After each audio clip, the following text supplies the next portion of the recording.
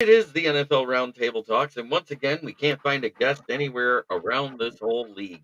So it'll be Von Doom and I discussing a couple of things we noticed, since the draft and going back through the history of the NFL. And we had a couple small signings. The Giants signed a camp body. We signed a couple camp bodies. He invited a couple of UDFA rookies to camp to compete for the QB 3 or 4 position because God knows we could care less if Duck Belt stays or not. I still say it's just like Tom Kennedy be your backup for everything. Right. With that being said, let's get the intro going and we'll talk about it. RXJ in the chat. What's up, Troy? Here locally in the community, make sure y'all go check out Kneecap Body by Jeremy Jones.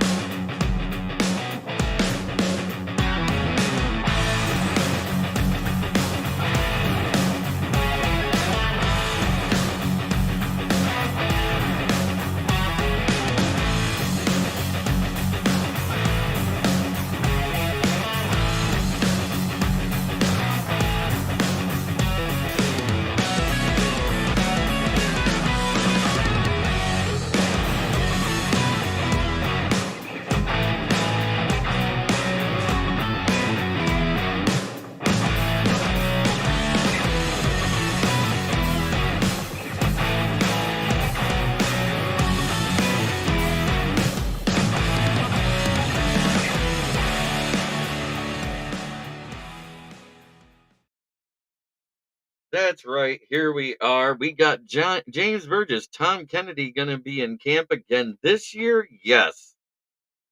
Smoking my dab pen, watching Jeremy B after a great dinner, my 9 p.m. ritual. Love you too there, brother. Man, what a week. We have a couple camp bodies that have been signed. CJ Moore, he's more of a camp body / special teamer.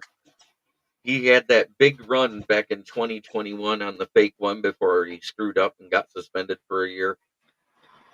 You remember that, don't you, Dan? Because if I remember right, that big 4th down run he did was against Minnesota and cost you lots of money. Yeah, fuck that guy.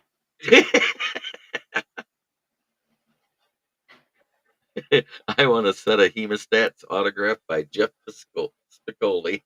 I love it. Fast Times at Ridgemont High reference. But yeah, wasn't it like 4th and it was an ungodly amount, and we're like, what the hell are they doing this for? And it worked. Isn't that what happened? Yeah, it was an asshole play. Because they were on just the other side of the 50. That was Riley Patterson's first year. Oh yeah, I'm gonna touch on that too. Rasheed Rice got stupid. It's probably gonna be a lot longer than 4 to 6 games after what he did in that nightclub. But anyways, yeah, it was like 4th and 13, wasn't it? Because there was a sack on Goff that moved us way back.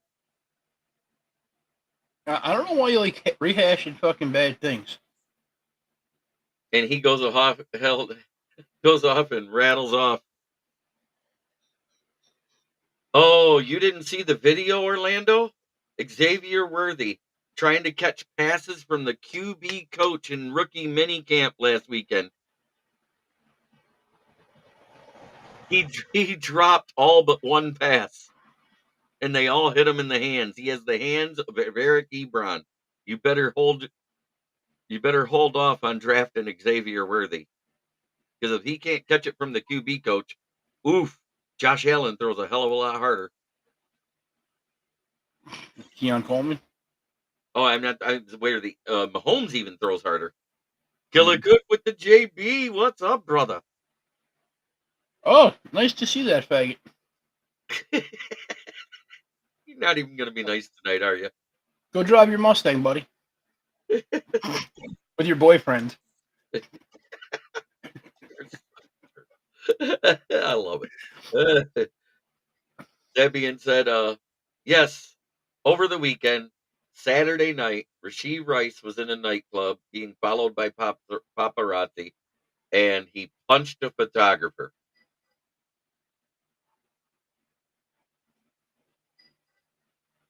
And wow. I'm not really against that all that much, honestly, just because mind I my own fucking understand business. paparazzi are annoying and everything else, but if he put himself in the spotlight with what he did earlier in the off season, correct? He did.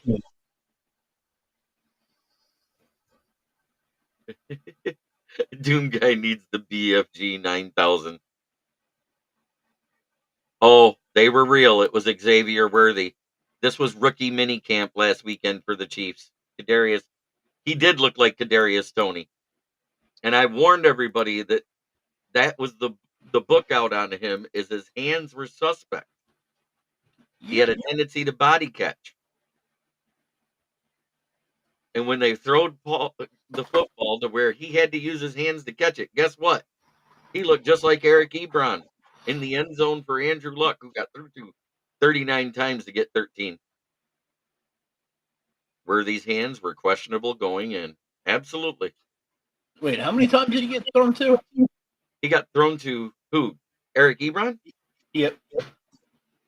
Worthy may have had a 5.4 drop rate, but most of his catches were body catches. They were not with his hands, is what I'm saying, Killicook. Yeah, forget He that had, for a minute. Go back to how many the Ebron thing. I need the numbers again. he had 39 attempts thrown into the end zone, and he caught 13 of them. So he batted 333. That's a great average. But a 66% drop rate. That might be true, but if you take it to baseball stats, that's a great fucking average. Oh, for baseball, but not for football. That's damn near Hall of Fame stats right there, honestly.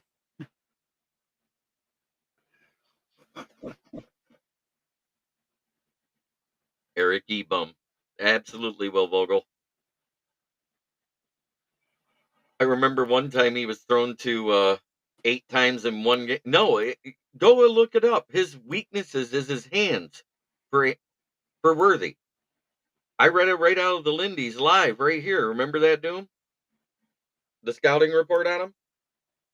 Yep. It literally said he has a tendency to body catch rather than catch with his hands. In the NFL, there is one rule which Kenny Galladay never understood. Catching means with the hands away from the body. James, you're wrong there. Not that he didn't understand how to catch. He didn't understand how not to hurt his vagina and actually be on the fucking field. Okay, he goes, I'm not disagreeing with you, Jeremy. I know his hands are sus.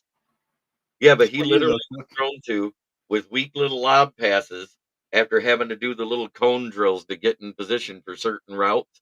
And he would be in position and the ball would hit him. And it looked like he caught bricks. Boing, right off of him.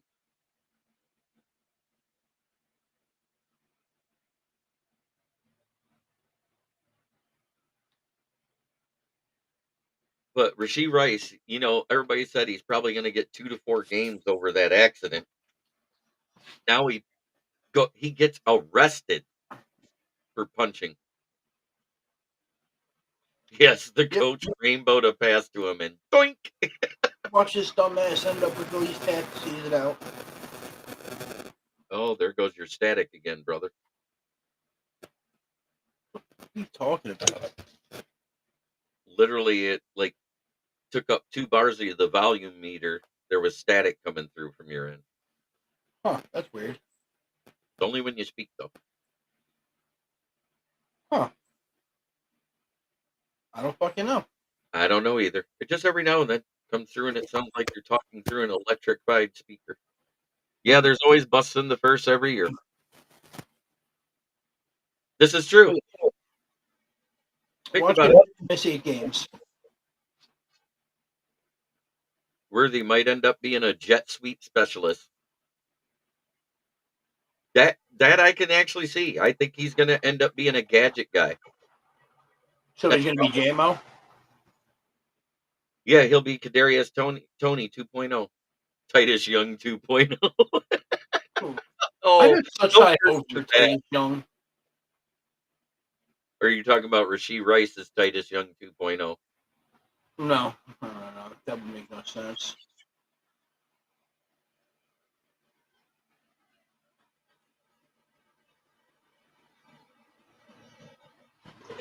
Other than that, the camp bodies that we got coming in. Oh, Rasheed Rice. That's who he's calling Titus Young 2.0. Charles Rodgers.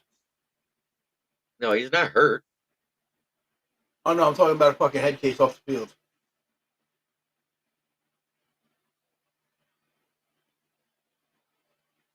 Yep, Desmond never worked out as a wide receiver the way people thought, but won an Super Bowl MVP though as a return man. Yes, he did with Brett Favre. Brett Favre wasn't even the MVP of that Super Bowl, if I remember right. Antonio Brown on Wish, Rasheed Rice. That's more. Dude, I love Antonio Brown. That guy's hysterical. The shit he posts on Twitter is just so funny. It's proof that CTE is real. Hey man, after the day is a great thing.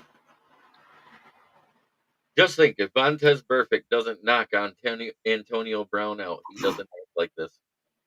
And he probably would have been one of the greatest wide receivers in the NFL. Because up till that point, he was a model citizen. You're not wrong. Dude, realistically, if you look at his stats over the span of time he is one of the best wide receivers in NFL history. Right. Up until that point, right? Yep. Antonio Brown has never been right since the Burfict damage. And then all the stuff came out about the sexual allegations while he was in school. Juju just paid that CTE back. Dude, he did. And then he stood over him and taunted him. I really like the way Juju did that, but I love Vontez Burfict because you know what? He was that old school, nasty fucking linebacker, Bill Romanowski mold, and I love that. I don't give a shit about a whistle or not. Yep. Oh, you saw that thing I sent you about Chad Kelly earlier, right? Yeah. Chad Kelly. I looked into that, and it's a 9-game suspension with mandatory counseling. And after the counseling, they will readdress the suspension to see how he handled that. Apparently, something happened with the female strength and conditioning coach. Uh-oh. He pulled a Deshaun Watson and whipped out his dick. Pulled a Brett Favre. Oh, come on. Deshaun Watson's better. Come on, Yeah, baby. you know what? Give me the happy ending. Tough is one thing, but dirty is another. Hey, you know what? Really? Back in the day, there was nothing considered dirty about any of those hits. Remember? Mm-hmm. Back in the day, those things were applauded. Guys that went back into the game with their bell rung, which was a mild concussion, and they still went and played with reckless abandon. I still applaud those things. Well, Hell, how about this? Those hits that they say are dirty. Heinz Ward made a living off dirty crackback blocks. sure did. And they were some of the best hits I've ever seen. And Jerome Bettis benefited from them. Mm-hmm. Why all these old players barely walk? That may be. But Because they pussies. At the same time, they wanted to make the money in the NFL to play that game to get in that way. Clothesline tackle was legit until Night Train Lane. Earhole slap was cool until Tombstone Jackson concussed so many linemen. Absolutely right, James Burgess. Al Bubba Baker, because sacks wasn't tracked, would have the record for most sacks by a rookie. In a 14-game season, it says that he had 18 sacks that year.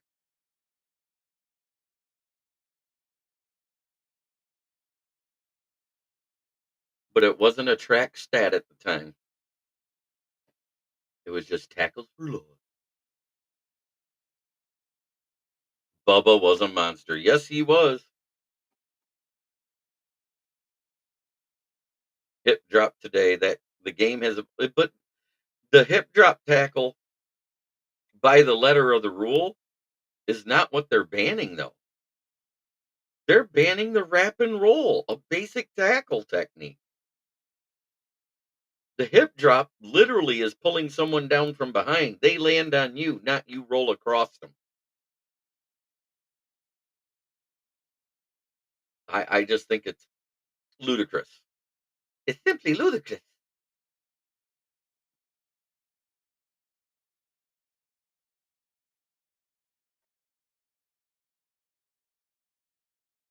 Von Doom must be in a discussion or has a phone call, or he's trying to figure out his microphone situation. No, I have a toothache and I was taking medicine for it. But that's a good thing too. I would just give him a hit.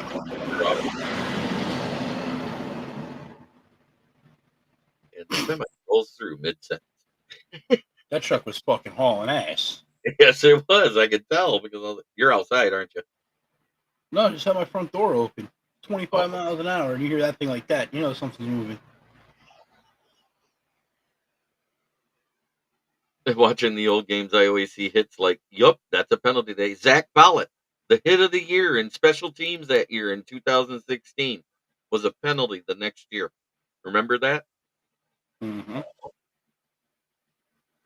Now you get the block of the year. Blockers are able to hit like that, but not defenders.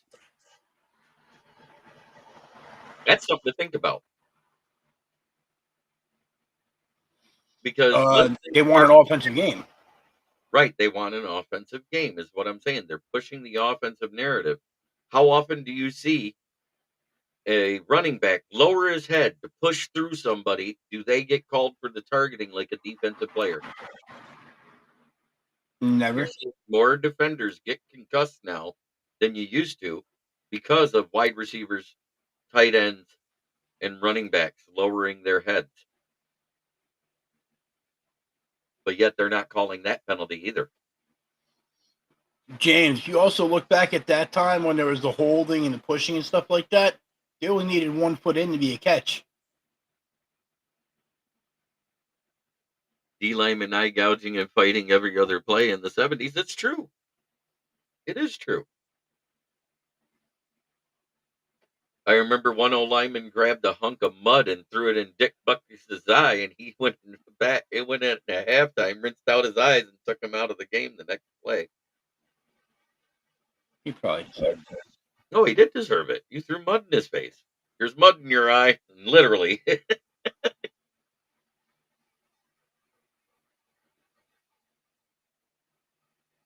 But at the same time, I just noticed something this year. The day 3 of this draft, it was very unique for one reason. Every single defensive back, running back, and wide receiver taken 4th through 7th round all had special team abilities. And that's due to the fact that you have to have 2 kick returners on the field. Dick Butkus was a nice guy, said Asmodeus. Boy, he's getting into the deep biblical shit here now. Mm-hmm. Alex Harris. Yep. Bongo.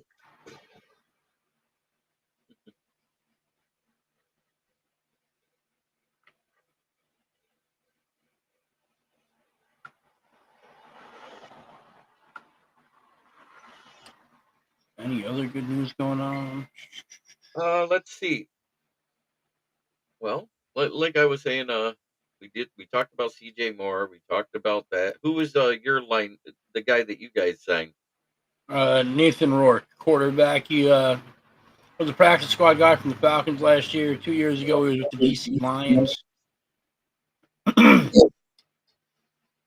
Yeah, nothing special. He's going to be a camp body, most likely. But who knows? A camp body can start for the Giants 90% of the time lately. Oh, how about Tyler Boyd signed with the Titans? Yeah, Tyler Boyd goes to the Titans, and now all of a sudden Traylon Burks is on the trade block. Considering he's a first round talent that's played like a 7th rounder, I get it. And I think that's about all he's worth in a trade, wouldn't you, Von Doom? For the most part, this time in his career. I mean, this is year 4, so it's the last year of a rookie contract. You could get him on the cheap if you traded. a 7th-round pick for him. The schedule was supposed to come out tomorrow, but now they pushed it back to the 15th, which is next Wednesday. So yes, 6 days from now, we'll be able to talk about the schedule release. Next week on this show, it'll be a live reaction to the schedule release for all the teams. So any fans of any other team that wants to be on to talk about scheduling, you're welcome. You just got to tell me, shoot me an email, smokingjeremyb@gmail.com. I will send you a link. Mm.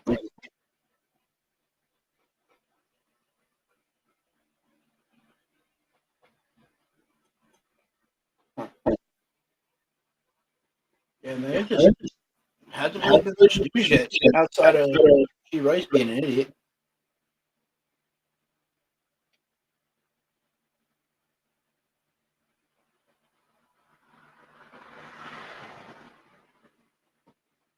JB, let me ask you the same question that I've been arguing with people in this Detroit Lions group about all day. Okay. If you had to pick a quarterback for your to build your franchise around right now, do you take Goff or do you take CJ Stroud? Oof. I almost would take CJ Stroud just because of the youth, the cheaper cost, the fact you get to have him for another 4 years without having to pay him. Mm-hmm. And he has more upside in my view. Because we don't know what his ceiling is yet. We don't know if that was his ceiling or not. And how you'll know is if he ends up taking a plummet like Mac Jones over the next 2 years, who had a great rookie season and then blah after that. Remember? Yes, I do.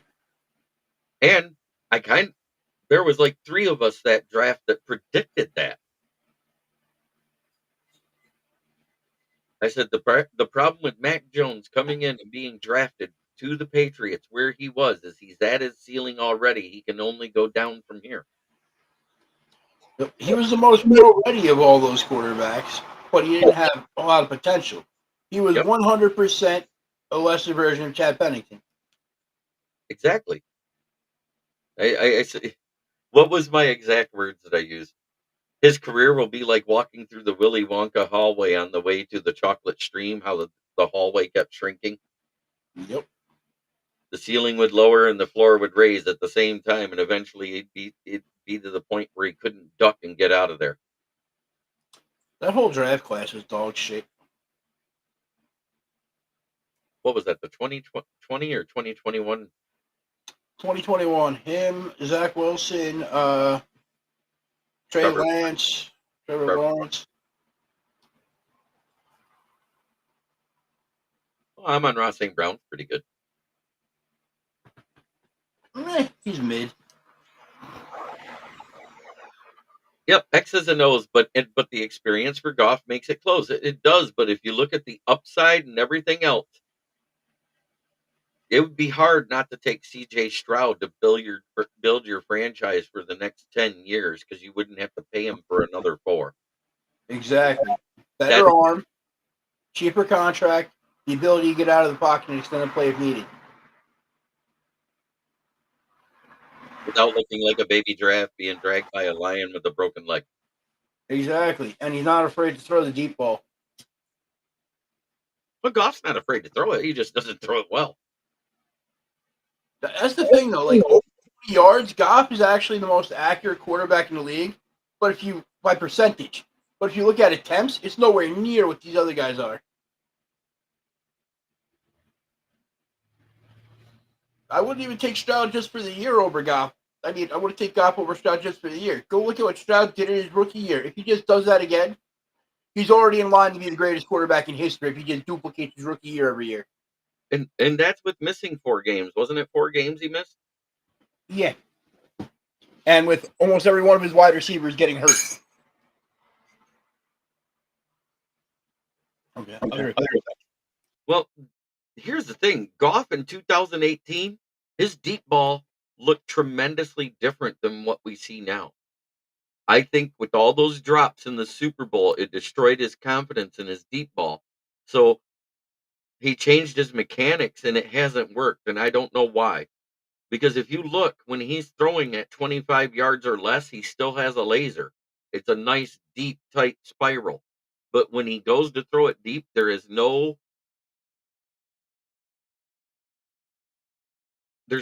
accuracy to it. It wobbles, it floats, it wounded ducks. And it didn't look like that in 2018. Go back and watch when he played Mahomes in that Monday Night Football game. He was slinging it. He had a cannon. I just think between that and the bad receivers he had in 2019, it it ruined his psyche for the deep ball.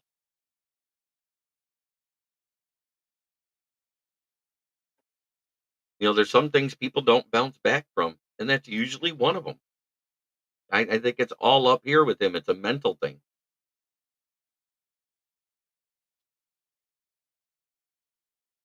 And I'm not trying to be mean. I'm not dissing Goff either.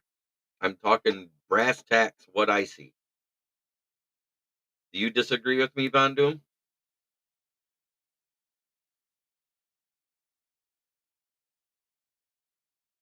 Oh, he's not back yet.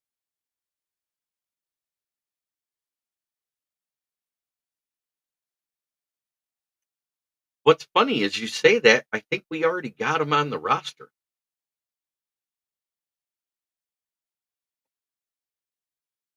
The guy of that equivalent of athleticism.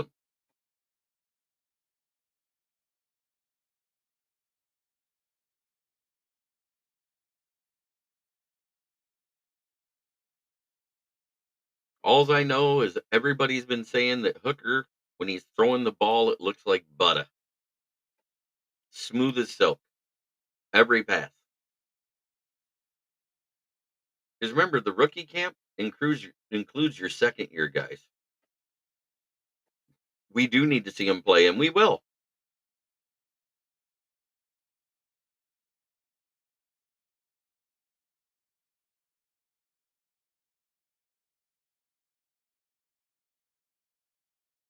If he's able to do it with contact and pressure like in the preseason, and he looks anything as advertised at Tennessee,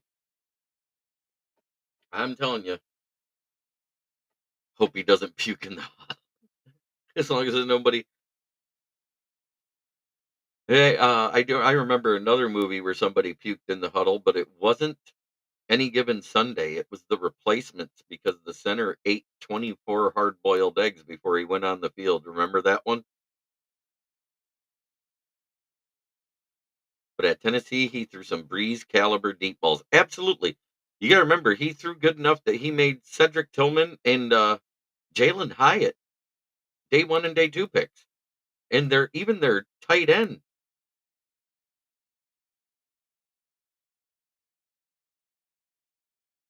Even their tight end was a day two pick. I think he went in the third round, and he's done nothing.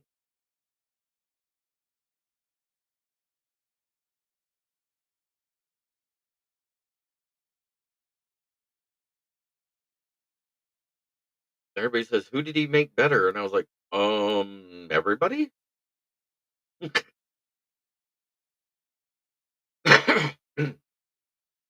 But I don't know if you guys have actually looked into the Cade Peterson, the kid out of Grand Valley State. He needs to work on his mechanics to get his accuracy better. It's not a decision making thing. Um, it's more a mechanics issue. He tends to throw off his back foot a lot, which means he doesn't get a lot into it.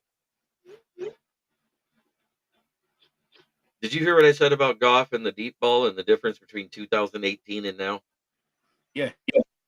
Do you agree with that? That I think it's a mental thing with him on why his deep ball changed so much? Oh, I thought you just said he just went really quick. Stop. But yes, I kind of agree. But I don't know, man. At the same time, he just doesn't look the same. I don't know if he doesn't have it or if he just doesn't have any confidence in his own abilities anymore. I think that's what it is because if you look, because remember they did draft a speedy. They had one speedy kid that they drafted in 2019. I think it was in the sixth round because they haven't had a first round pick until this year since Christ was a child, or better yet, since they drafted Goff. But anyways, He had a great deep ball in that season that they went to the Super Bowl. Look at what he did to Mahomes that year in that Monday Night Football game. He out Mahomes them home that game. For the most part. But Cade Peterson, what I like about him is over 7,200 yards passing, 55 touchdowns, and God, I think he was less than 10 interceptions in his 3 years as a starter. And he also ran for another 1,521 touchdowns. So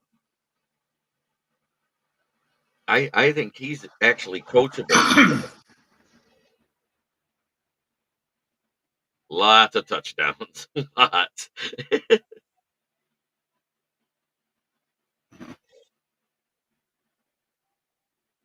Think about it. That's a 76 touchdowns he was responsible for.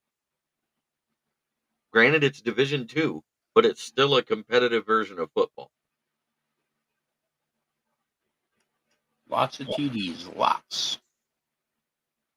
hmm And then we also brought in another guy named Trey Dean. These guys are not signed. They're not UDFAs yet. They're invited to camp to compete for a spot because you actually carry four now, usually. One on the practice squad and three are active, with one not counting towards the roster. So it's technically a 54-man roster. Mm-hmm. But if either one of these kids can complete a 15 to 25-yard pass, sign them up and kick Sudfeld to the curb.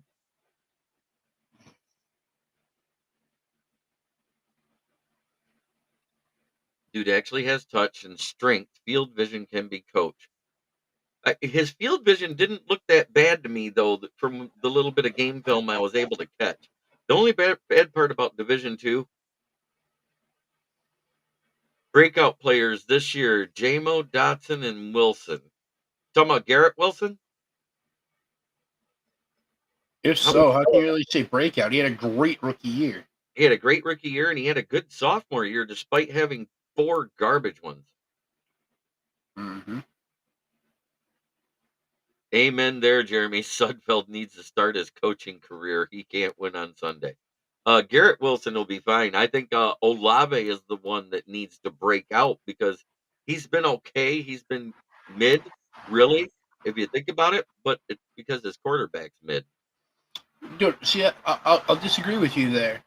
If you look at it when Jameis Winston played, Olave's freaking yards, his stats, everything was through the freaking roof. Oh, I When know. Derek Carr started, his was shit. Right. What I'm saying is quarterback that is his starter is mid. I'm talking about I give that. I was a fan of Derek Carr a lot, but he doesn't care about playing to the strengths of the team. He wants to go to the open guy that he always thinks right there. That's the only reason Rashid Saeed had such stats this year. right. That, and I really felt sorry for Saints fans when they got Derek Carr. Yeah, And I felt he sorry got for less Derek good Carr. Jameis Winston for $50 million more. And I felt about the same for Derek Carr. And everybody said, why? I said, he went from a middling team that might make the playoffs and get bounced in the first round in the AFC to a middling team in the NFC that might get bounced in the first round. I said that immediately when that whole deal went down. Remember that, Von Doom? Yes, you did. And have I been wrong yet? It's a middling team. They're not good enough to get you a top 10 pick, or not bad enough to get you a top 10 pick, and not good enough to go into the playoffs. Ralph Like the Wilson, problem good there. to see you, sir. Are you available next week, Ralph, at 9 p.m.?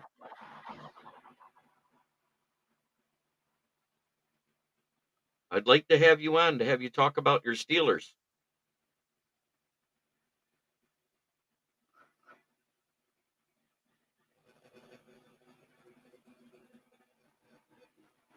Saints O is strange. The Taysom Hill nonsense was horrible to watch. But the guy was a gamer. I don't care what you say. Yes? Okay, I will send you the link about 8:45, Ralph. So Taysom Hill is a very strange player. He is. He's Tim Tebow, basically, if he would have been given the opportunity. He doesn't do anything great, but he does everything okay enough to matter. Right. And that's why they gave him the money he did, because if he's got to play running back, he can. If he's got to play tight end, he can. If your quarterback gets hurt and he has to play quarterback, he can. I mean, he is like a Swiss Army knife. He is. I didn't like the fact that they gave him fucking quarterback money, but hey. You could, the 4 years for 100 million. It's very low end quarterback money. You know what they actually gave him? Wide receiver 2 money, according to the Christian Kirk contract. Yeah, but if you look at it, this is what his third or fourth year in that contract. When he did, that was big money then. Right. I understand that. But 25 million was barely starter money, right? There's usually like really high end backups coming off getting into their second contract at 25 million. Mm-hmm. So yeah, that's what he got. High end backup quarterback money. He's a utility player, and I love Taysom Hill. It's just I don't agree with what they paid him because nobody else was going to pay him even close to that anywhere. Right. They probably could have had him for about 16.5 and no one was going to outbid him. Exactly. Then you had Jameis Winston there on his whatever his contract was.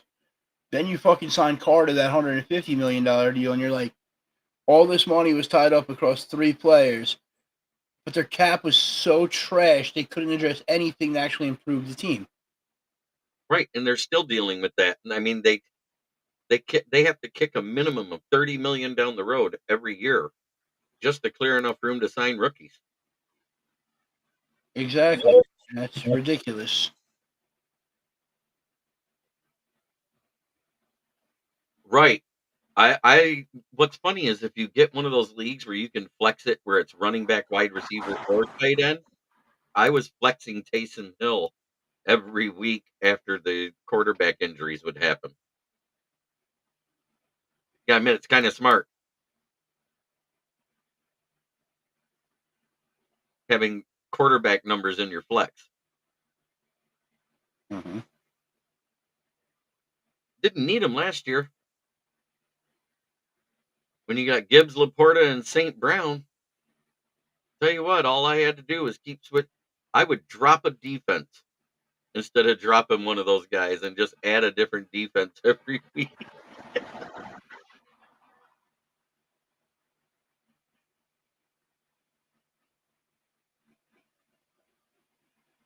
I'm waiting for my trophy.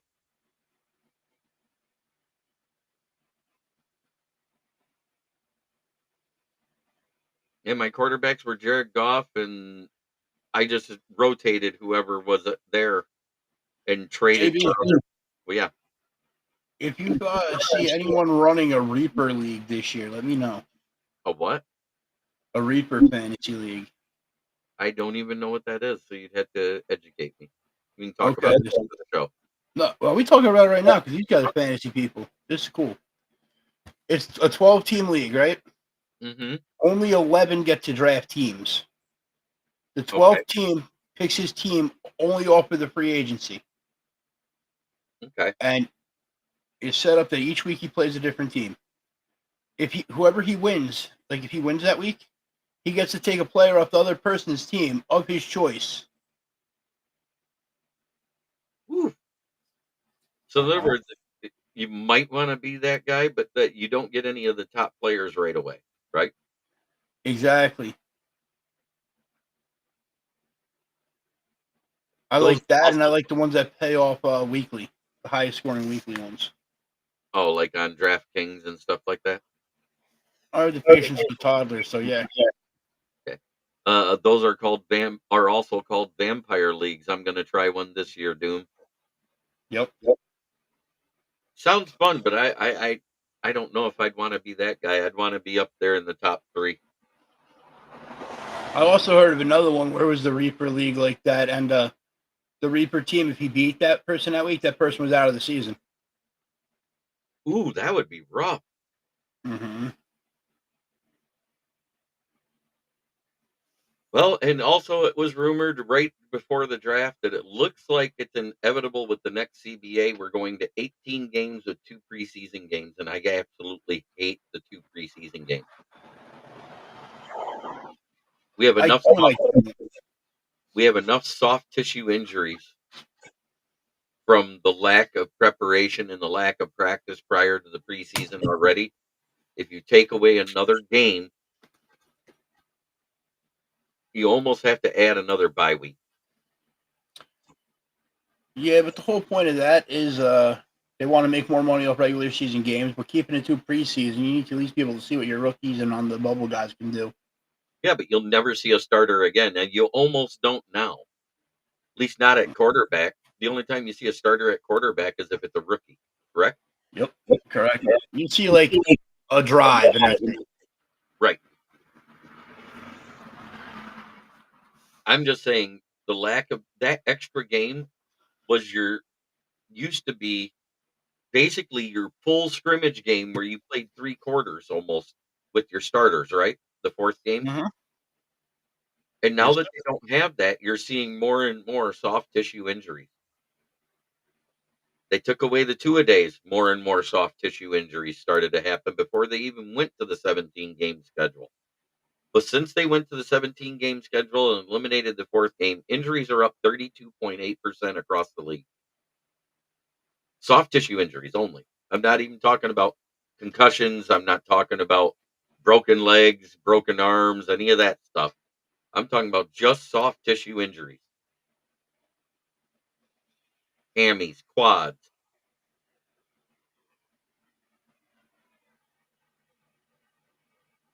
In-preseason teams will sometimes make an unofficial deal to play a starter for a quarter with assurance. Oh, the Oh, cap space is going to expand every year no matter what because the TV money keeps going up and up with these commercials. Did you hear what? did you hear the Netflix one? No. What they were saying today about Netflix in 2024 could potentially have both Christmas games exclusive to it. Wow.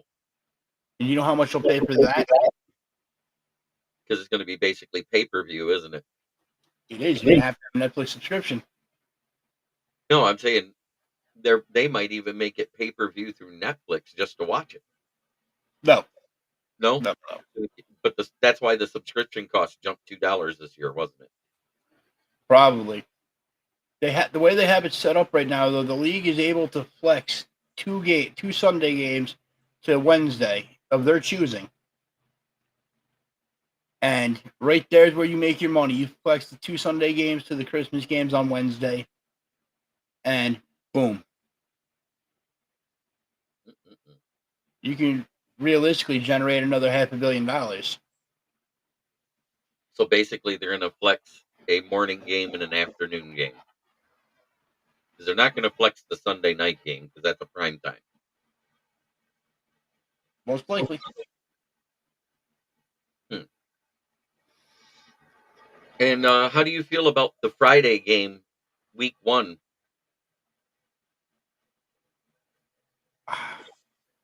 Okay, like I have real issues with that kind of shit. Like your Fridays, man, fuck you. That's high school football. Don't fucking interfere with that. Don't step on it. Saturdays while college football is going on, stay the fuck off. You play your Sunday game, you play your Monday, and Thursday just it's whatever. It's a fucking Thursday prime game that nobody gives a fuck about. There is a reason proxy servers to tune in free international streaming. Not that I would ever indulge in anything like that. Yeah, I don't watch every UFC fight on one either. Yeah, I think they're gonna. I think they would have to expand the active roster by 5 and the practice squad by another 4. But it only makes sense. But it's not because you watch high school football on TV there, Orlando. I actually go to my alma mater for high school games. I love high school football. Um, when I'm not podcasting, of course. But It's nothing to do with watching it, man. It's like it's what you do with your family. right, You go, you watch your kids play and shit like that. Let the kids have something for them. yeah. So it's an 8 o'clock Eastern time zone game between Green Bay and Philly in Sao Paulo, Brazil. They're playing in a stadium where they don't allow the soccer teams to wear green. I love it. So out of the 32 teams in the NFL, you had 4 teams you should not send there, right? Yep. The Jets, the Philly, Green Bay, Seahawks? and Seahawks. Correct? Those are the 4 teams that have green in their jerseys, right? Mm-hmm. And the NFL said, guess what? We're going to send you Green Bay and Philly, the oldest green teams in the league.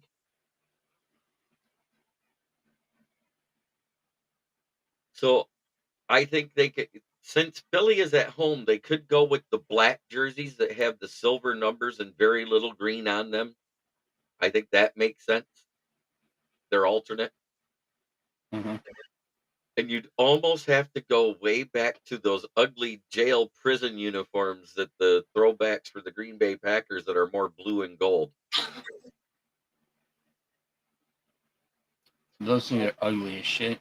Yeah, the ones that they wear once every now and then on Thanksgiving when they're home. Not against Detroit, though.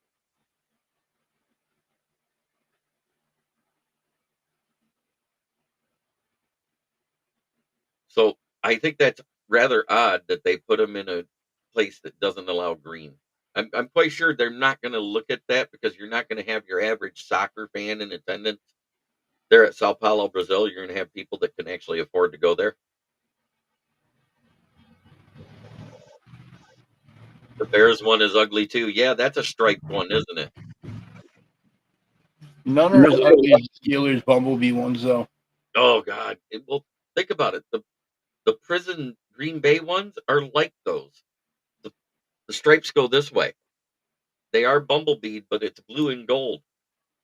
Mm-hmm.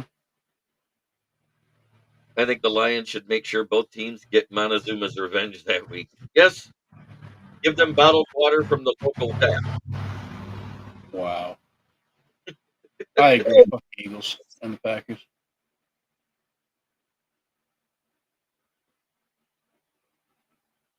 It's just some things that came up on Fire Up last night I wanted to talk about.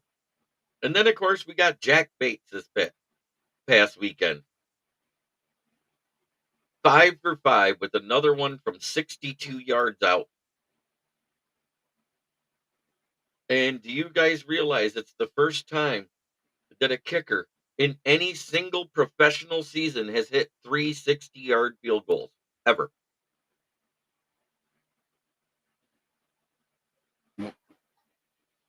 Chargers powder blue, yes, that is still a legend. That I love this one. you love that one? Yes.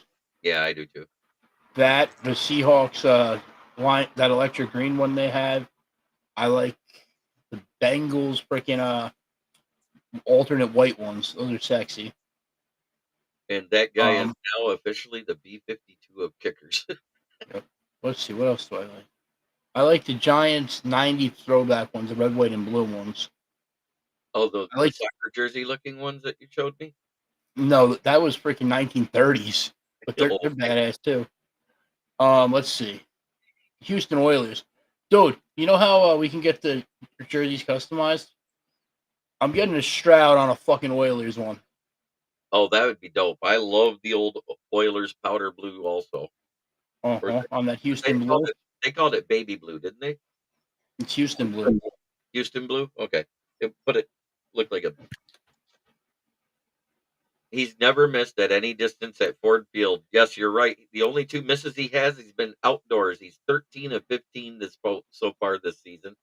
And he literally kicked Michigan to win another game this past Sunday. Yes, he did.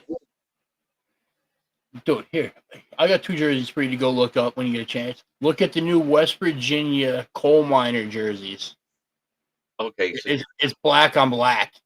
oh, you're not talking about the West Virginia Mountaineers. Mountaineers. Yes, the Mountaineers. They're new ones. Mountaineers? Okay. And the Miami Hurricanes Miami Knights jersey. Oh, those are black too, right? Black with the freaking neon green and pink. Yep, he's clutch, long range and murder. He did miss a 52 and a 54 yarder, but it was outside last week. Man, 50 minutes in, we've been talking about nothing but NFL and UFL and college. Um, I do want to ask well, how you guys feel about what they're saying about the NIL now. They're saying now if these kids want NIL money, the sponsors want them to play in the bowl games that year because if they're paying them to play, they want them to play every game possible. Do you agree with that? I 100% agree with that. I agree too. If you're paid to play, you should play every damn game, right? Exactly, unless you're injured. Right. Now, if it's an injury, or let's say you're recovering from an injury and you're not 100%, I agree with missing that game then. Do you agree with that sentiment? For the most part. But then you got people that can fake injuries like Kenny Galladay did his whole career. He only did that for the Giants. He's a bitch. Big rich bitch. So much hype on Bates now, everyone's going after him. Any links to the team that gives us he hasn't missed at Ford Field. We've interviewed him twice, but we cannot talk to him or his agent. We cannot talk contracts with him. Let's put it that way. But I bet you Brad Holmes is like, yeah, buddy, you want to come here? Come on, every You day. know what? Honestly, because I like Jack Bates, I pray to God he doesn't go to the Lions because I want to see him get fucking used wherever he goes. The problem is we haven't had a kicker like him at all. I just think Dan Campbell doesn't like kickers. I think he has a personal grudge against them. I got a question for anyone. With a year of video of Jordan Love, do his NFC rivals have a recipe for a sophomore slump? Sophomore slump. This is his fourth season. What are you talking about, sophomore? He's a senior already. Well, it was his first year starting. I get he means as a starter. No, Um, man, I'm being a smartass. I know you are. There's a chance because it looks like every team really bolstered their defenses because of how much better he improved throughout the season. And with there being no real tape on him and nobody knew what to expect if he'd progress like that, I don't think they were prepared for him. They kind of like, oh, we almost beat him last time. We'll beat him this time. And that's the Bears talking. Vikings went in there. I think they damn near did beat him, didn't they? Yes. Well, But he this is did all definitely during continue to the get better after that. this is all during the 8 weeks where he was struggling, is what I'm talking about. And Oh, James, not even Lions kicking woes. Not even you having bad kickers or stuff like that. I'm saying the coach just doesn't like to kick. I think he truly has something against kicking. I think Love, the wide receiver rooms of all three teams around us is why we went CB. That and the loss of Cam Sutton because we were expecting him to be the CB2. Remember, we just got two guys that can play the outside but are more suited body wise to nickel and dime corners, correct? And Carlton Davis and Amik Robinson. They can both play outside, but their body size screams nickel or dime corner, correct? Uh, their size, yeah, but there's no way in hell Davis plays inside at all. No, he played inside for 2 years before he got moved to outside due to an injury. So I'm going off of that, Von Doom. He does have. He started out as a nickel corner, He's a fucking diva, though, and I guarantee he'll be like, no. and the little guy from Las Vegas is better. I thought I watched some all 22 on him recently. Yes, I agree. I think Amik Robertson is more. He's even though he's tinier, he's better. I agree. You want to see what that guy can do? Go watch him versus the fucking Giants. Oh yeah, Fuck that game. yeah, but he was covering your bum ass receiver, so that doesn't help.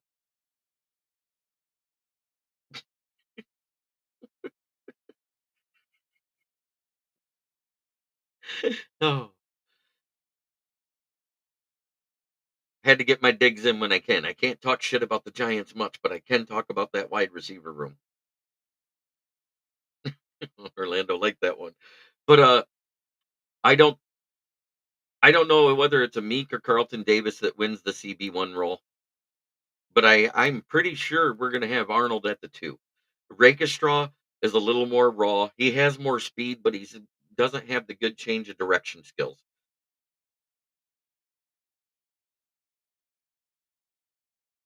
Hey, Von Doom, you there?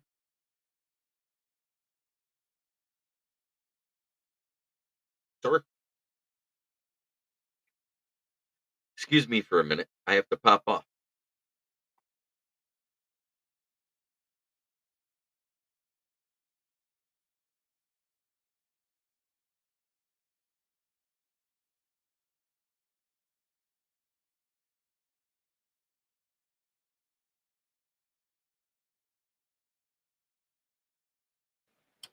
Sorry about that, fellas. I had to run to the bathroom.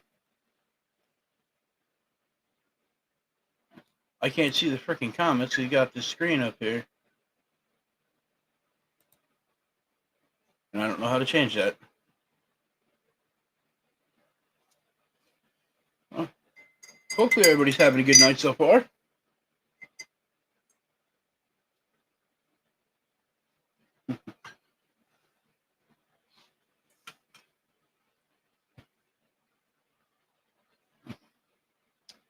And yeah, he was covering the Giants receivers, so that wasn't the greatest of all things possible.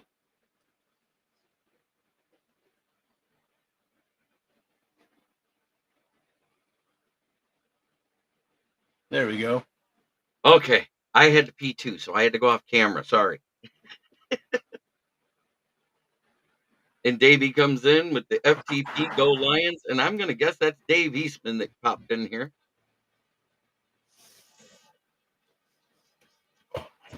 That's how he always comes in the morning show. You are forgiven for being mortal. Von Doom is mortal. Oh, Correct. That sound is so loud, and she's such a tiny little stupid dog. isn't that crazy about little dogs? How loud they are. And it's just at a pitch that just sucks, and you just want to kick them, but you can't because your wife will kill you. Patty Grime joins the chat. He goes, "Yes, sir." He goes, +2. Nice, JB. As long as you don't sit with your pee. It depends if you're driving or not, Orlando, because you ever pass by the rest area and it says 22 miles to the next exit, then you got to pee. That's when you just pull over the side of the road and take a leak on the side of the road. Fuck that. I've got one of those bedpan bottles like they give you at the hospital. Nope. My luck, I would do something like that, and I'd hit the biggest pothole in the world, and I'd be fucking covered in it. 1 second. I will be right back and listen in a minute. Hey, James, did you see this earlier? Did you watch the morning show? I actually framed it.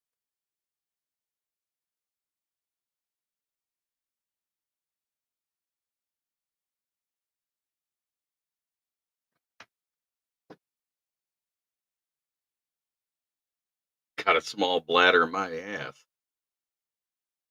It takes 3 of these before I go pee once. I did not, but me want.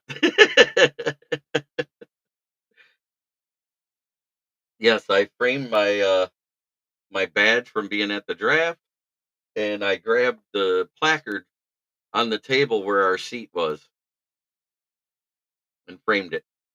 I'm gonna get a better one later, something with a mat around it, make it look good, commemorate the dates. But I'm proud of that. Humbled that I got to go, honored that I was there, but I'm proud of being there. Orlando says James went full grunt. Me want. Let me say it right. Me want. No, Gronk. Me know that not real money. Did you watch the Netflix special yet? Hey, just in case you missed, Nay, congrats on awesome draft stuff, Jeremy. You damn well should be proud of that. I'll tell you what, it was a grind. And then a ghost got in the machine. Oh, the picture of, yep, I'm going to add this picture right into it.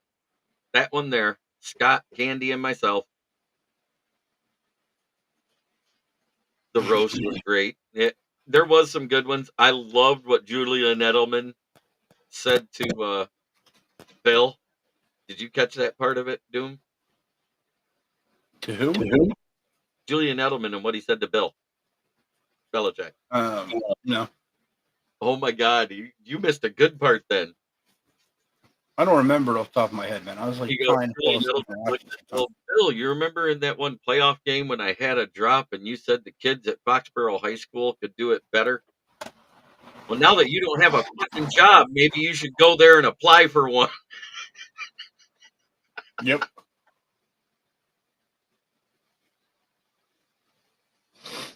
Did anyone mention his first pass was in Detroit and was a pick? No, no one mentioned it. I don't think anybody brought that up. All I know is I got some good news. I have been in contact with a Hall of Fame former Detroit Lions player's agent, and an interview is coming soon. So I will have Oh, a Hall of Fame Detroit Lions player on here within the next 2 to 3 weeks for a Monday night interview. Yes, rookie camp is this weekend. I'm looking forward to it. Broderick Martin looks like he shed about 20, 30 pounds and is looking a lot better at how he bends and everything else in the pictures that I saw from the vet camp last week. So I'm really excited to see his progression. Uh, Antoine Green is supposed to be there because this is, they do the rookies and the sophomores because they got to get the rookies acclimated with the whole surrounding at Allen Park. So I'm really looking forward to that Inside the Den episode. It's usually 4 where the rookies get to come to Detroit. Because 1, 2, and 3 is all the normal bullshit that they do about who they're letting go, who they're re-signing. If it's Calvin, I want a rematch at Street Fighter. Yeah, Martin dropped about 20 pounds. He's looking lean. He's looking mean. I will try to get some pictures for the next show Friday night. And of course, I got a show tomorrow. And you're available Fridays, right, Von Doom? See, because that is your Saturday, right? Friday is my Friday. No, but I mean, you don't work Friday and you don't work Saturday, but you work Sunday through Thursday, right? For right now, yeah. Okay. That's what I mean. Like Thursday's your Friday for your work week. It's your weekend. Thank God. Yeah, I know. What do you got in now? Like 48 hours? Stupid fucking amount. Martin's lost weight. He's looking good. James Houston's been at camp working out, but not on the field at Allen Park. He's been working with the rehab guys. He's looking better and looking fit, they're saying. He's about at 90%, so that means he should be seeing the field by the time the OTAs get here, the mandatory ones. Mm-hmm. Dog time. Did somebody say dog check?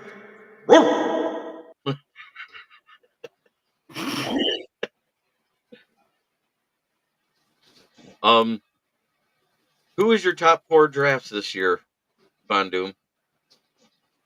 Steelers, Commanders,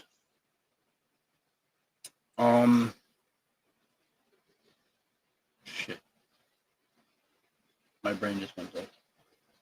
As much as I hate to do it, it's another one in your division, and it ain't the Cowboys. Yeah, the fucking Eagles. Yeah, fuck them. And I can't say the Bears. I just can't.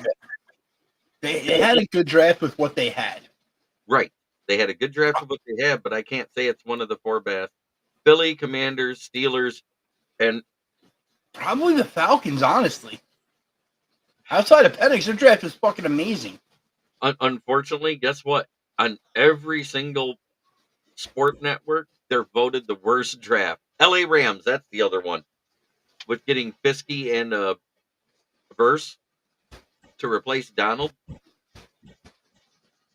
That they had a great draft. Two to replace one. Nah. Yeah, they had to do two to replace him because they're neither one are Aaron Donald. But I did Oh, say that Byron Murphy or Braden Fiskey would be the best fit for the Rams. Dan Murphy went to what, Seattle? Yes. And he's a good fit there because he's an inside out guy. He can play D end or D tackle. So with his size. Who did Tavondre Sweat end up going to? Do you remember? I know he went later than expected. Tennessee Titans. And that's actually a good fit for him because they do have a main DT1 and he's mostly a DT2. I think that's a good fit for him with their 4-man front. Corum to Rams was good too, yes, because now they got someone with power to be opposite Kyron Williams. Kyron Williams is almost all speed and some great tackle ability, but he's not super elusive. He can be tackled, as we saw in that game that we played in the wild card against him. You got to admit, that was the first game he was held under 100 yards. Mm-hmm. Everybody says, oh, you guys aren't going to stop Kyron Williams. I was like, well, let's backtrack that. Didn't you say the same thing about Behan Robinson? Didn't you say the same thing about this guy? Didn't you say the same thing about that guy? How many yards did fucking Matt Stafford have in that game, though? Oh, he had a lot. I ain't gonna lie. We had a horrible secondary. That's why we went CBCB.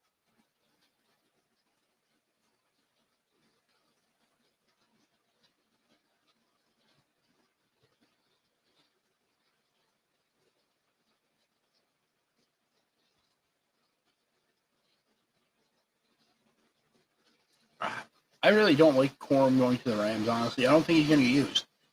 I, Kyron's a goddamn horse. I think he's going to be the third down in the short yardage guy.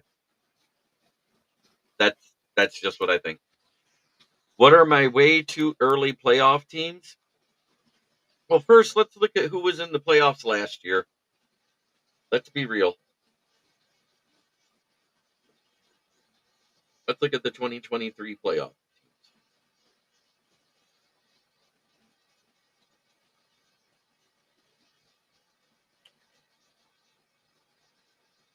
Let's see. Playoffs. So we're going Eagles, probably going to take the 1.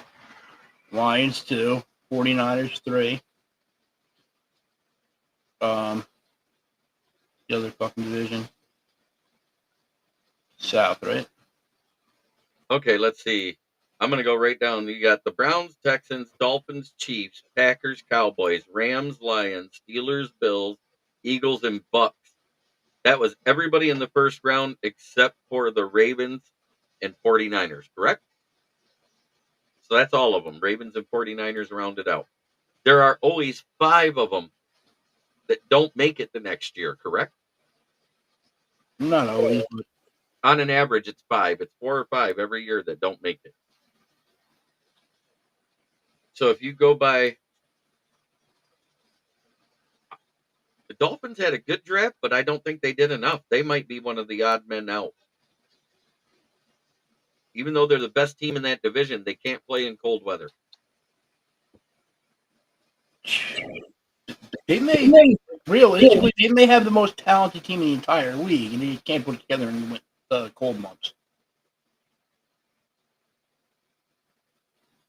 Oh, here. That just made me think of something. To his little brother, Tallulah, Tilapia, fucking Tula, whatever the fuck his name is. He just did a training. He did a camp invite with them. Didn't get offered a contract, so this weekend he's going to be at the mini camp for the Cardinals. Hey, he might actually get one there. Mm-hmm. A little taller than both Bryce Young and Tua. The Bengals lost. No, they weren't in. Scrolled too far up.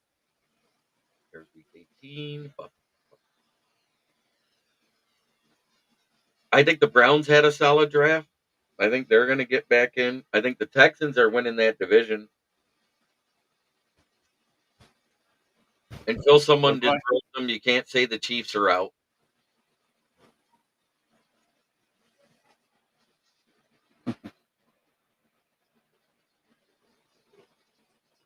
Eagles and Bucks. Bucks lost in the divisional round. Um, the Bucks may end up winning that division again because I originally thought it would be Kirk Cousins, but with them taking Penix, and I know you like that move. Other than that, to an extent, I don't like that move because you don't sign a quarterback to that much money guaranteed to have him end up being not the starter. I think they should have went more win now mode and build around him. That's where Verse or Mitchell should have went, in my opinion, at 8. It would have helped them out a lot better. Didn't they still end up with the other linebacker? Shit. They didn't get Edgerrin Cooper. Who's the other one? Peyton Wilson? Peyton Wilson went to the Steelers. Well, he went to the Steelers. So they didn't get him. They didn't get Edgerrin Cooper. I think. Cedric Gray? No. Jeremiah Trotter Jr.? They got Braylon Trice and Brandon Dorley's. Plus, they added Seal Boy, and they got JD Bertrand. Serious question for Doom Guy. Where do you see the NYG coming in? Is this the final stanza for Danny Dimes? 4-13, 5-12 is what I realistically see the Giants at this year. Yes, it's going to be the final year of Daniel Jones. And it's not. I don't see him actually seeing. I don't see him seeing the field this year because of the Drew Lock signing. Because they don't want to risk him getting hurt again in fucking guaranteeing that contract with the injury. You know who else had a great draft and we didn't even mention it? You could actually go top 5. The Jets. Fuck them. You can say fuck them, but they had a great draft. They may win the No shit, they stole my draft. I know. They had a great draft. That's why I said fuck them. They stole my draft. But I think the Bills and the Dolphins might both be out. If Rodgers is healthy, the Jets win the division. They have the best defense there, and he'll booster the hell out of that offense. Yeah, and they got Stiggers. They got Stiggers. They went and got Brandon Allen. Which, what the hell did you need him for when you have freaking Brees Hall, who's already a beast? Right. They got a 1A, 1B now. Do the Giants draft Sanders at quarterback? If he freaking gets first pick in the draft, maybe. It wouldn't be a bad pick. I wouldn't hate it. But if we're in like top 3, if it's not Sanders, it's Carson Beck. Or Quinn Ewers. I see him later in the round. I think the Ravens still get in. I don't know if I want to say the Bucks get in, but I can't 100% say they do. You know what I mean? Mm-hmm. Because they lost on defense. They added a little in the draft, but they added in different areas than I thought they would. I agree. James Burgess, the Jets did some sneaky grabs. Yes, they had a great draft. Why don't you believe in Rodgers? He had a freak injury to his Achilles. Other than that, has he shown anything in years that show that he's like not a top end quarterback anymore? No. He had the one bad year. And it still was great compared to everybody else in the division that year. The only quarterback in the division that did better was the one that won 13 games, and that was Minnesota with Kirk Cousins. Mm-hmm. I think of it like two. The division that the Jets are in, who has a defense legitimate enough to stop them? Nobody. I mean, the Bills didn't go. It took what, 5 years to catch up to Brady? Didn't he play till he was 45? Mm-hmm. And Okay, that was without Brady having the drugs that made him think that he's like 20. right. But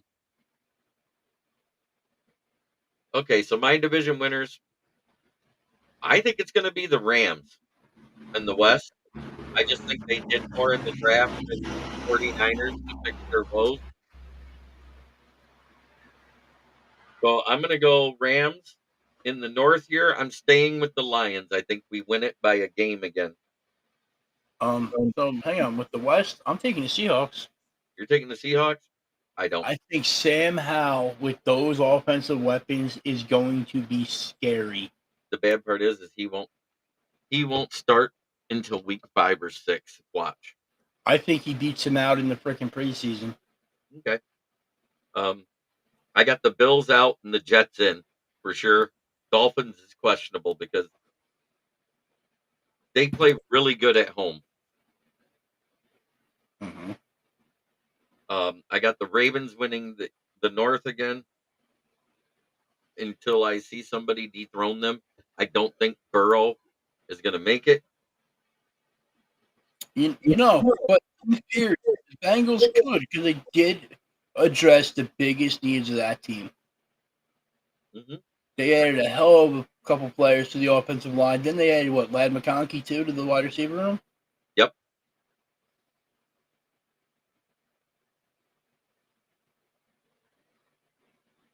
and what, Zach Moss at running back now. They got from Indy. Yeah, if we cut him, we save 25 million, James Burgess. If we wait till June 1st and cut him, we save 30 million. So we just take him out on a yacht and push him overboard. His hands are too small for him to actually be able to swim back to shore. I think the Browns make it in, but they're not going to win the division. I think they're the second best team in that division right now, and I got the Bengals and Steelers fighting for third. Do you agree with that?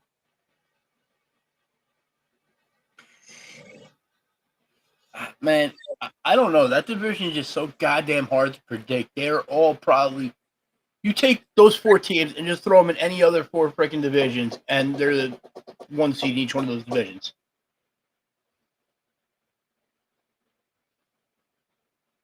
Myself, if I could get 2 firsts and a third, I'd trade Goff today. I can get a half a bag of chips. I trade Goff today. I know you would, but I'm being what I think his value is right now to the teams that don't have good QBs.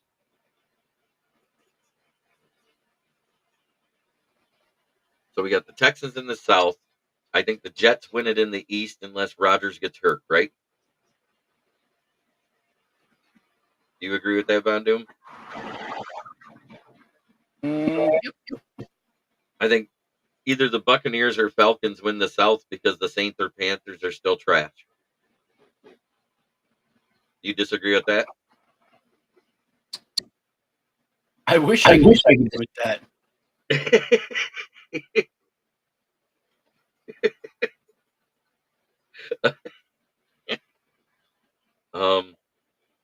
In the East, I think this is the Cowboys' first losing season in a long time. You got the violent aquatic mammals in the East. Oh, you're going with the sea urchin. Got it. Just play it, and I know you mean the Dolphins. I think the Cowboys roster is still good enough to at least be 500. I think they're going to go 8 and 9.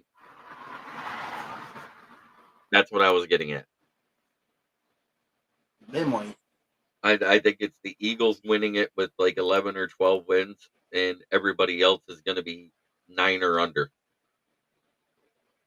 Yeah. That sound right to you? Yeah, I honestly see that division panning out the Eagles, then Washington, Dallas, and Giants. And I'd be perfectly fine with that. I'm perfectly fine with my team rounding out the bottom. And James Burgess says, I don't believe in the boys this year either. The Cowboys cap situation was such dog shit They had to let a lot of guys go, didn't re-sign a lot of players, and they're not going to be able to spend a ton of money because they need to lock up Parsons and Lamb. They should have restructured Dak, is what they should have did. He wouldn't. I know he wouldn't, but they should have. They should have said, "Well, you're either doing that or we're cutting you." I don't think they could. I think it was completely, fully guaranteed on the $60 million extra remaining. Really? Yeah, Hey, Smoking Dad makes it in at the end of the show. they had those issues, but they addressed the offensive line in the draft. I got the Lions and Packers and an outlier on whoever gets third in the NFC North because I still think overall, when you look at it talent wise, I think the NFC North is the best NFC division right now. And I'm not trying to throw shade at anybody else. Okay. They have a certain linebacker will be bitching to leave by next January. Word of Nostradamus. I mean, Damus. So, you know where Nostradamus. he's gonna? You know where he's gonna be next January? He's gonna be a fucking Texan. I'm pretty sure he's got like a fucking man crush on CJ Stroud and wants to go hang out with him all the time. Yeah, yeah, because I think that was the only quarterback he didn't sack. Dude, they've been hanging out all offseason, doing interviews, fucking vacations and shit. I was watching a clip of them in Japan the other day, fucking sumo wrestling. He goes, And it was funny. He goes, so out of the division winners last year, who do you see as the best one? He goes, CJ Stroud looks at him and goes, the Texans. Why? He goes, you mean it's not the Cowboys? I said, he goes, you guys didn't even win your division. yeah, he's like, you're a cowboy. It explains why you're delusional. And he sat there and he goes, what do you mean? We got this person, and we're signing Zeke back. We're going to be great. He goes, I call cap. Dude, CJ Stroud is like very legitimately like straightforward about it. He doesn't bullshit any of that. Right. He tells it how it is. He goes, I call cap. That was great. I laughed so hard when I saw that reel. But what's cool as shit though with that sumo wrestling thing, the first time Parsons had no idea what he was doing, he got thrown around. And then Stroud was busted his balls and he goes, yo man, I don't ever skip leg day. And he go, run this shit back. And he just fucking manhandles that guy like, holy shit. We added is Undone Ask any new Lions news. We did add another QB as a camp invite, Trey Dean. I don't even know what school he is. I was trying looking him up. It looks like it's another Division II guy. But if any of them can throw passes and connect at 15 plus yards, Nate Suckbelt should be shaking in his booties about his non-guaranteed contract. Why the hell did they bring that bum back? I thought he was going to coach already.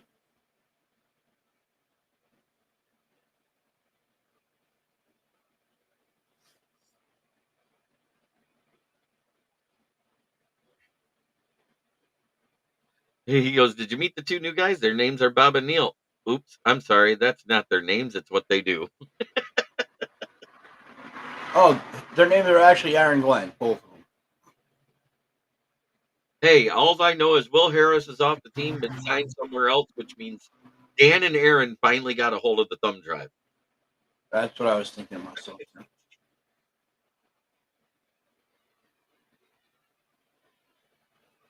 Oh yeah, man. Let's wrap this up here. We're like an hour and a half into this shit already. Isn't it great? I know It'd be you great got if I work. didn't have to get up at 3 a.m. I know. Yep, they changed the schedule news till next week on Wednesday. So we're not going to be doing a live draft schedule reaction show because it's not out. It doesn't come out to the 15th. So it'll be live on this show. We're going to do the reaction to the schedule. I got Robert Scope, Sports Scope coming in. He covers the Chiefs. Ralph Williams, media coming in. He covers the Steelers. And who knows, if Will Vogel can keep his head out of his ass, he'll be here too. And he can talk about his Panthers. Because we got the Lions on blast. You know what? I'll send a message out to my buddy tonight, see if he can come next week.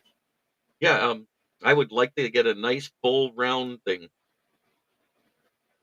But Okay. have a great night, everybody. It's time to talk about those sponsors. You all know who we're talking about.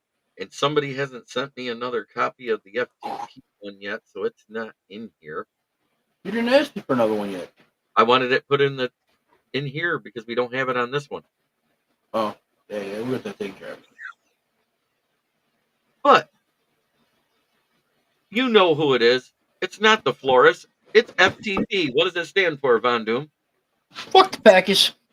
Yeah, it's great. And we got wow. This thing's so slow sometimes. Gloss Negron, the best window tinner in Saginaw, 409 Hamilton Street in Saginaw, Michigan. 989-443-9240 is the number to call to schedule your appointment for your window tinting or your auto detailing. Because you know after winter and you work hard and you sit on those cloth seats, what do those seats smell like, Von Doom? From under cheese and swamp ass. Yes. So you'll get it detailed so your car smell nice and fresh for the summer. Make it look like this Maserati SUV or this 300 C-Class. And last but not least, we have Brandon Service, my place of employment. I do love working there. It's located at the corner of South Grand Traverse and West Atherton Road. 602 West Atherton Road is the address. If you need new tires, please call and get a quote. It's 810-233-8230. You can talk to George, Red, or myself, Smoking Jeremy B. And if you need used tires, we got the best prices in the county. They will be going up soon, so make it quick. Because if you mention this ad, you get $10 off if you need a set of tires. That's whether new or used. And Von Doom needs to do Adam Schefter voiceovers for cartoons. Very funny. JB, you need to do radio commercials. You definitely have the voice. Thank you, as undone. Hey, like I said, I got a voice for radio and a face to match. This has been the NFL Roundtable Talks. I am Smoking Jeremy B. That is Von Doom. Try every day to be a better person than you were the day before. That's the only way to make the world a better place. Starts right here. Much love to everybody in the chat. Thank you so much for watching tonight. We appreciate every single one of you. And now we're actually going live into my podcast page finally and back on my profile again. And we will see you next time. And I'll be on at 11 a.m. tomorrow to talk about any Lions news. Von Doom, you have a good day at work tomorrow, and I'll talk to you eventually. Good man. I'll talk to you more. Yep. Have a good night, everybody. Yep. You too. Later, folks.